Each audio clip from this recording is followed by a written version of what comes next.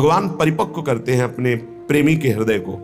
जहां प्रेम प्रकाशित करना है उसे परिपक्व करते हैं, अपमान दिलाते हैं, प्रेरित करते हैं। सबके उर में वही बैठे हुए हैं। बोले भियस महेश तब ज्ञानी मूढ़ न कोय, जस जहिका रघुपत करे तस ताहि क्षण होए, उर प्रेरक रघुवंश विभूषण। भगवान प्रेरित करते, इसकी निंदा करो, इसकी अवहेलना करो, इसका अपमान करो, फिर देखते हैं अब हृदय में कैसा लगा। बोले ठीक है आगे बढ़ो। फिर दूसरी वार, जैसे एक कांच है, छोटा सा कंकड़ मारो टूट जाएगा, पर जब उसको परिपक्व किया जाता है, ठंडा गरम तो बुलेट प्रूफ हो जाता है, गोली मारो तो नहीं टूटेगा। ऐसे ही भगवान अपने भक्त के हृदय को बुलेट प्रूफ कर देते हैं। वाणी की गोली, अपमान, नाना प्रकार के तिरस्कार, नाना प्रकार के द्वंद्व, सुख दुख, लाभ हानि, मान अपमान, निंदा स्तुति, जन्म मृत्यु, इन सब का प्रभाव नहीं पड़ता उसके हृदय में। जो प्रेमी हृदय होता है, तैयार रहो, आपके हृदय को भगवान ऐसा बनाएंगे किसी भी तरह का कोई द्वंद्व आपको परास्त न कर पावे। प्रेमी जनों का रंग उसी के हृदय में चढ़ता है। कृपा प्रकरण है एक सेवक वाणी में, उसमें दो भाव रखे गए, एक अकृपा और एक कृपा। कृपा प्रकरण में देखिए, जब तीसरी भूमिका आती है कृपा पात्र की, पहली भूमिका है मुख वर्णत हरिवंश, चित्तनाम हरिवंश रति, मन सुमिरन हरिवंश, यह जो कृपा हरिवंश की। मुख से प्रियालाल के जस का गान, नाम कीर्तन, नाम जपना, और चित्त से आचार्य और आराध्य देव के चरणों में अखंड रति हो जाना, और मन से बार बार उनकी सेवा, उनका सुमिरन, ये सेवा के लिए ही संकल्प पे उठना, ये पहली कृपा है।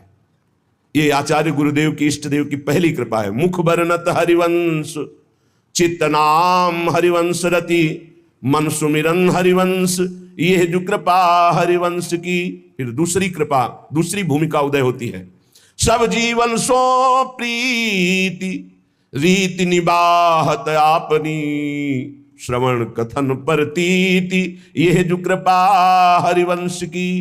सब चराचर जीव से प्रेम का व्यवहार, क्योंकि मेरे प्रभु ही सबके अंदर बैठे हुए हैं। पर किसी से कोई स्वार्थ की आकांक्षा नहीं, कोई आकांक्षा नहीं, कोई चाह नहीं।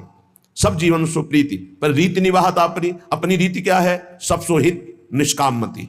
कोई किसी से बदले की चाह नहीं, ना द्वेष के बदले की चाह, ना राग के बदले की चाह। वो राग द्वेष से अलग भगवत भाव से सेवा करता हुआ निष्काम। श्रवण कथन परतीति, बस अपनी वाणी जी का गायन, वाणी जी का श्रवण और विश्वास, किसी श्रवण कथन से, नाम वाणी से हमें श्यामा श्याम की प्राप्ति हो जाएगी। श्रवण कथन परतीति, परतीत माने विश्वास, यह जो कृपा हरिवंश की। अब तीसरी भूमिका, शत्रु मित्र समजानी, मानि मान अपमान सम, दुख सुख लाभ नहानि, यह जो कृपा हरिवंश की।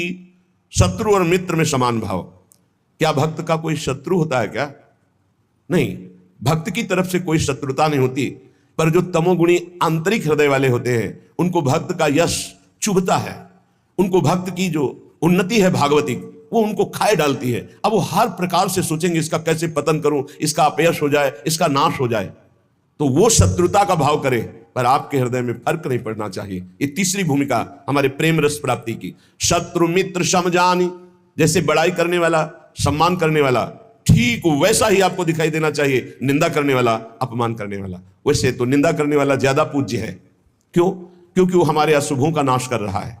निंदा करके, अपमान करके हमारे अशुभों का नाश कर रहा है। वो हमारे जो प्रारब्ध भोग है उनको काट रहा है। वो कितना कृपालु है। भगवान उसके अंदर प्रेरणा दे करके हमें परिपक्व कर रहे हैं। इसलिए निंदा करने वाला, अपमान करने वाला, तिरस्कार करने वाला हमारे हृदय में पूज्य भाव होना चाहिए। ये प्रेम प्राप्ति के लिए बहुत जरूरी है। शत्रु मित्र होगा। बड़े बड़े महापुरुषों के जीवन में बड़े बड़े विरोध हुए हैं।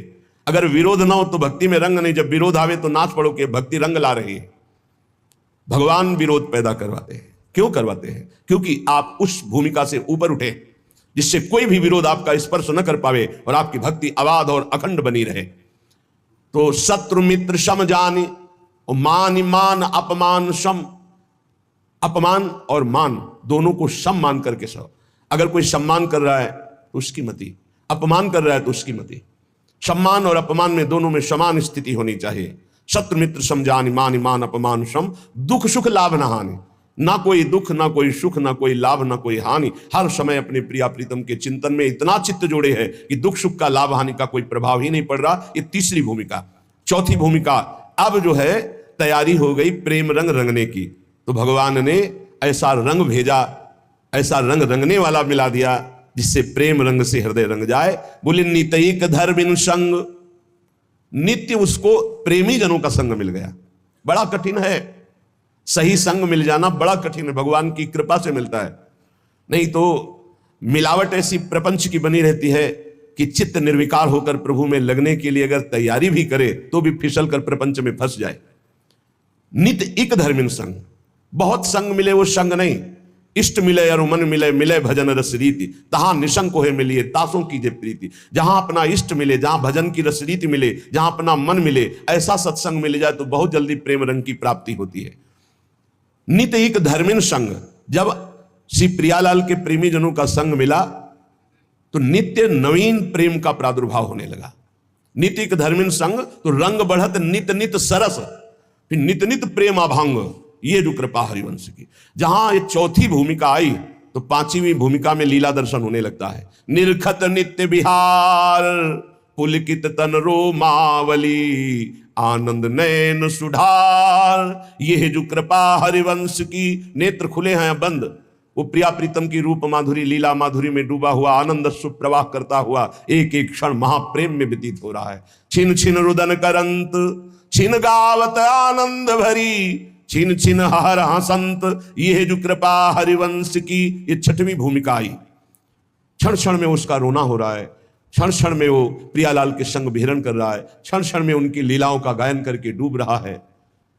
छिन छिन बिहरत संग, छिन छिन निरखत प्रेम भरी, छिन जस कहता भंग। ये जो कृपा हरिवंश की। सातवीं भूमिका में हर समय प्रिया प्रीतम के साथ रहता है, हर समय। और आठवीं भूमिका जब जागृत होती है तब जो बड़े बड़े ईश्वर कोटि के महापुरुषों के लिए दर्शन पाना दुर्लभ है, उस केली का दर्शन करता है। त्रपित न मानत नैन, कुंजरंध्र अवलोकितन, ये सुख कहत बने न। ये जो कृपा हरिवंश की। निरंतर कुंजरंध्रों में लगकर प्रियालाल की अद्भुत केली का वो उपासक अवलोकन करता है, जिसके हृदय में प्रेम जागृत हो जाता है। ये 7 भूमिकाएं बहुत सुंदर प्रेम की श्री सेवक जी महाराज ने वर्णन की। तो जो उपासक सहनशील होता है वही इस मार्ग में चलता है। जब प्रशंसा होती है तो सबको अच्छा लगता है, और जब निंदा होती है तो सबको बुरा लगता है। लेकिन प्रेमी को नहीं, प्रशंसा प्रेमी को चुभती है और निंदा उसको मीठी लगती है। ये उल्टा मार्ग है, प्रेम का उल्टा मार्ग है। सम्मान करे तो ऐसे कर लेगा, अपमान करे तो उसके चरणों में प्रणाम करेगा। ये प्रेम का मार्ग उल्टा मार्ग है। सब प्रकार से जो तितिक्षु होता है, सहनशील होता है, उसके हृदय में प्रेम का प्रादुर्भाव। सब सहना है, कुछ नहीं कहना, ये हमारा मार्ग है। सब सहना है, कुछ नहीं कहना। अगर तुम हमें दुख देना चाहते हो तो हम सुख क्यों चाहें? अगर तुम अपमान करवाना चाहते हो तो हम सम्मान क्यों चाहेंगे? प्रभु यदि आप निंदा करवाना चाहते हो तो हम प्रशंसा क्यों चाहेंगे? हम तो आपकी चाह में चाह मिलाए हुए। ये प्रेमी का हृदय होता है। प्रेम बड़ा पवित्र होता है, निर्दोष होता है।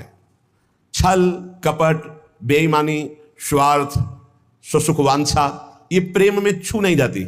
जहां प्रेम प्रकाशित होता है वहां छल नहीं होता, कपट नहीं होता, छुपाव नहीं होता, बेईमानी नहीं होती, स्वार्थ नहीं होता। बड़ी दिव्यता होती है, क्योंकि प्रेम दिव्य है तो विशुद्ध जिसके हृदय में जागृत होता है उसे दिव्य कर देता है। अब पार्थिव बुद्धि शरीर रागी वो दिव्य को कैसे जान पाएगी? तभी उसको आश्चर्य होता है, ऐसा कैसे हो सकता है, ऐसा कैसे हो सकता है? अरे सांप का छोटा बच्चा गरुड़ को खा जाएगा। अगर भगवान कृपा दृष्टि से देख ले तो है छोटा सा लघु ब्याल खाए गरुड़ को खा जाए। मस्कई कहीं बिरंची अजय मसकते हीन, ब्रह्मा को मच्छर बना दे, मच्छर को ब्रह्मा बना दे, जड़ को चैतन्य, चैतन्य को जड़, कर तुम अकर तुम अन्यथा कर तुम। सर्व समर्थ प्रभु का प्रेम प्रकट हो गया तो दिव्यता। जब दिव्य प्रेम, दिव्य प्रभु की कृपा का प्रभाव होता है तो पार्थिव बुद्धि नहीं समझ पाती। श्री जी की कृपा, लालजू की कृपा, उनकी कृपा का केवल स्वाद। अभी वो कृपा हट जाए तो अभी बोलना की आवाज नहीं निकलेगी। सुई के धागा जहां जानना मुश्किल है वहां अनंत ब्रह्मांड पार कर दे। कर तुम अन्यथा कर तुम हमारा प्रीतम है। भाई समझो, ये माया भगवती ऐसी आंधी चलाएगी कि तुम हमारी बात न पकड़ पाओ, और बाद में देख लेना तुम्हें समझ में आएगा कि क्या हमने खो दिया। अब वो बोलवाना चाहते हैं, मूकम करोति वाचालम पंगुम लंघयते गिरिम यत् कृपा तमहम वंदे परमानंद माधवम। वही माधव परमानंद बैठ करके मूक से वाचाल कर दिया। अब इस वाचाल से वो मूक कर दे, उनकी महिमा की बात। अगर उनका है कि दहाड़ो तो अंतिम श्वास तक ऐसे दहाड़ते रहेंगे। भगवान की कृपा से जो दिव्यता आती है वो मानुषिक नहीं होती, उनमें मानुषिक नहीं होती। जब मीरा जी को जहर पिलाया गया तो बोले ऐसा कैसे हो सकता है कि इतने हलाहल जहर से बच जाए। उसको संशय हो गया कि ये वैद्य मिल चुका है मीरा जी से और इसने बनावटी ऐसे जहर बनाया जिससे मीरा मरी नहीं। बुलाओ उस वैद्य को। वैद्य को बुलाया, उसी कटोरे का एक बूंद जे भी चखाया गया, छटपटा के मर गया। मीरा जी की प्रार्थना से पुनः वो जीवित हो गए। कर तुम मकर तुम, भगवान की एक अपार सामर्थ्य है। ये पक्का समझिए, भक्त का यश तभी फैलता है जब जैसे झंडा फहराता है ना तो डंडे पे फहराता है। जितना मजबूत डंडा होगा लंबा होगा उतना ही झंडा फहराएगा। ये विरोध भाव, ये निंदा, ये तिरस्कार, ये वो डंडा है जिस पे भक्त का झंडा फहराता है। अरे जमाने जोर लगा ले, कितना जोर लगाएगा, भक्त और भगवान का झंडा कभी ना झुकने पाएगा। जब भगवान प्रताप प्रकट करते हैं, कौन दो सिर वाला ऐसा पैदा है जो उसका बाल बांका भी कर सके। इसलिए प्रेम मार्ग में चलने पर ना तो भय होनी चाहिए और ना भोग दैन्यता। प्रेम पवित्र होता है, इसमें छल नहीं, कपट नहीं, बेईमानी नहीं, स्वार्थ नहीं। छल कपट बेईमानी जहां बुद्धि में है, जो चश्मा लगा छल कपट बेईमानी का, तो सब जगह लगता है छल कपट का ही राज्य है। हम जैसा चश्मा लगाते हैं हमको वैसे ही दिखाई देने लगता है। लेकिन ये भगवत प्रेम मार्ग है। इस प्रेम मार्ग में अपनी श्रद्धा और विश्वास को श्यामा श्याम के चरणों में और अपने विवेक से संत का संग करना चाहिए। जहां हम बैठे हैं हमको क्या लाभ मिला है, जहां हम जुड़े हैं, सुन रहे हैं, उसमें हमारी बुद्धि की पवित्रता कितनी हुई है। लाभ देखा जाता है सुमिरन, त्याग, भगवत आकर्षण, ये कितना हमारे अंदर हुआ है। ये हमें देखना है कि हमें जो सत्संग मिल रहा है उससे हमारे भगवत मार्ग कितना पुष्ट हो रहा है, तभी हमारा दृढ़ विश्वास होगा। और जो पुष्ट हो रहा है वो हमारे ऊपर कृपा है श्री जी की, गुरु जी की, आचार्य की, तभी हमारा उत्साह बन पाता है। तो बचना चाहिए अपनी श्रवणेन्द्रीय के प्रपंच जनित वचन सुनने से, नेत्रेंद्रीय से दोष दर्शन से, तो हमारा जो हृदय है वो छल कपट बेईमानी आदि दोषों से रहित हो जाए। सच्चे प्रेमी में पाप आचरण नहीं रह जाते। जो सत्य मार्ग के पथिक हैं उनमें पाप आचरण नहीं होते। पाप होते हैं कामना के कारण, और कामना होती है देहाभिमान के कारण, और देहाभिमान होता है अज्ञान के कारण। सबका मूल अज्ञान और अविद्या है। जब प्रेम का प्रकाश होता है तो अज्ञान ही नहीं रह जाता, इसलिए ना वासना रह जाती, ना कोई कामना रह जाती है। भगवत प्रेम ये अंतिम चरम पुरुषार्थ है जो मोक्ष के आगे की भी बात है। भगवत प्रेम अत्यंत दुर्लभ है, पर इसकी प्राप्ति कृपा से सहज में हो जाती है। अत्यंत दुर्लभ है पर कृपा से सहज में हो जाती है। यदि कोई अनन्य उत्कंठा रख करके भगवान के जो वचन शास्त्रों में, संत के वचन, उनके आश्रित हो जाए, निर्भर हो जाए, तो ये प्रेम प्रकट हो जाए। हम चाहते हैं कि हमें प्रेम मिल जाए, पर हम विषय भोग नहीं छोड़ेंगे, हम नाना प्रकार की पापाचरण नहीं छोड़ेंगे। तो विषयों में सुख बुद्धि जब तक रहेगी तब तक भगवान में प्रेम नहीं हो सकता। प्रेम के प्रवचन भले हो जाएं, प्रेम की बातें भले हो जाएं, विषयासक्ति और प्रेम ये बिल्कुल विपरीत है। जैसे दिन और रात, विषयासक्ति रात है और प्रेम दिन है। जिन साधकों के हृदय में विषय भोगने की प्रबल लालसा है और वो उनको त्यागे हुए आगे बढ़ रहे हैं, तो उनका विषय रस के प्रति आकर्षण कम होते होते नष्ट हो जाएगा। लेकिन जो साधक विषय आकर्षण के साथ विषय क्रिया में उतर गए तो उनका फिर स्वभाव सुधरना बहुत कठिन हो जाएगा। इसलिए लालसा तो है पर भोगूंगा नहीं, क्योंकि भगवत प्राप्ति करनी है, भगवत प्रेम प्राप्ति करनी है। तो इनका विषय भाव जो अंदर से है भोगने का, ये एक दिन शांत हो जाएगा भजन के बल से। विषयासक्ति प्रेम में बड़ी बाधक वृत्ति है। जो विषय भोग की इच्छा, विषय पदार्थ, ये अभी देखकर हमको जलाते हैं, भोगने की इच्छा होती है और हृदय जलता है। इस जलन को जो सह जाता है उसे तपस्या कहते हैं। वही तपस्वी है।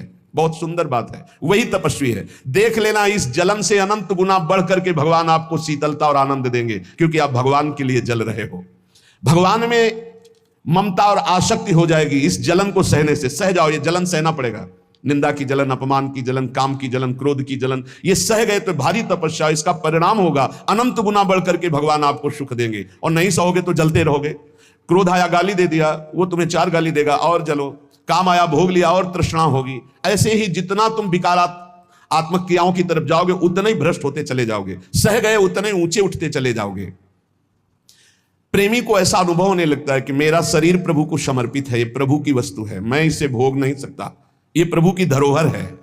मेरा मन प्रभु को समर्पित है, अब जाए जहां जाए प्रभु संभाले। पुत्र, धन, प्रतिष्ठा, घर, परिवार, रुपया, पैसा, सब कुछ प्रभु की प्रदत्त वस्तु है। इसमें मेरा अहंकार क्या, इसमें मेरी ममता क्या? ऐसे भक्त के हृदय में प्रेम का प्रकाश होता है। जिसके हृदय में प्रेम स्फुरित होता है उसके हृदय की स्थिति सर्वदा आनंद ही आनंद, आनंद ही आनंद, हर समय आनंद। जहां हमारा स्व प्रभु से मिला, सोई आनंद की उत्पत्ति हो गई। अभी स्वाभिमान देह में है, स्व अभिमान प्रियालाल के चरणों में गया, आनंद ही आनंद है। उसी के लिए रोज सत्संग, रोज साधना हो रही। किसी समय प्रियालाल हमारे अहंकार को मिटा दे, स्वीकार कर ले। भगवत प्रेम में कृपा की बाट जो ही जाती है। कब गुरु कृपा होगी कि हमारे हृदय प्रेम जागृत हो, कब प्रियालाल की कृपा होगी। कम से कम इतनी तड़पन तो हो ही जाए कि दिन में कई बार अपने अंदर अभाव पैदा हो कि मेरे अंदर प्रेम नहीं जागृत हुआ, अभी प्रभु का प्रेम जागृत नहीं हुआ। ना नाम से प्रेम है, ना धाम से प्रेम है, ना प्रियालाल से प्रेम है। ये भगवत प्रेम की बातें सुनकर कच्चा उपासक डरने लगता है कि इतनी जलन सहनी पड़ेगी, पर सच्चा उपासक यही आग की ज्वाला से चलना है। चढ़ के मैंने तुरंग पे चले वो पावक माए। अरे मन घबरा जाता है कि अच्छा ये जलना पड़ेगा भगवत मार्ग में, तो जलना तो पड़ेगा। इधर जल लो, थोड़ी दूर जलन है फिर आनंद है, और इधर तो जलन ही जलन है। जलत ज्वालम, ये संसार जलती हुई ज्वाला के समान, काम, क्रोध, लोभ, मोह, मद, मत्सर। प्रेम का मार्ग थोड़ी दूर का ये जलन वाला है। इसे देखकर कायर पुरुष वापस हो जाता है, भोगों में फंस जाता है। परंतु जो इस आग में कूद पड़ता है उसके लिए आग चंदन से भी शीतल बनकर के महासुख देने वाली बन जाती। केवल डरना नहीं है, ये डराता है कुछ नहीं। ध्यान मत दीजिए, नाम जप कीजिए, लीला गायन कीजिए, सत्संग सुनिए। जो ही आगे बढ़े तो शीतलता ही शीतलता, आनंद ही आनंद। प्रेम, प्रेम में समस्त क्रियाएं केवल प्रभु के निमित्त की जाए, या प्रेमी की समस्त क्रियाएं केवल प्रभु के लिए होती है। देखो, गोपीजन अपने पति की सेवा, घर में सोनी लगाना, धान कूटना, गाय की सेवा करना, दुग्ध दुहना, दही मथना, पर ये सब कर रही हैं, लेकिन इनका उद्देश्य है श्री कृष्ण प्रसन्नता, और इनके हृदय में हर समय है श्री कृष्ण चिंतन। इन दो भाव से बहुत ऊंची दशा को प्राप्त हो जाती। क्रियाएं सब सांसारिक है, क्रियाएं सब सांसारिक है, आप विचार करके देख लीजिए, लेकिन चिंतन और क्रियाओं का फल श्री कृष्ण प्रसन्न होंगे, क्योंकि उनका आराधन कर रही है।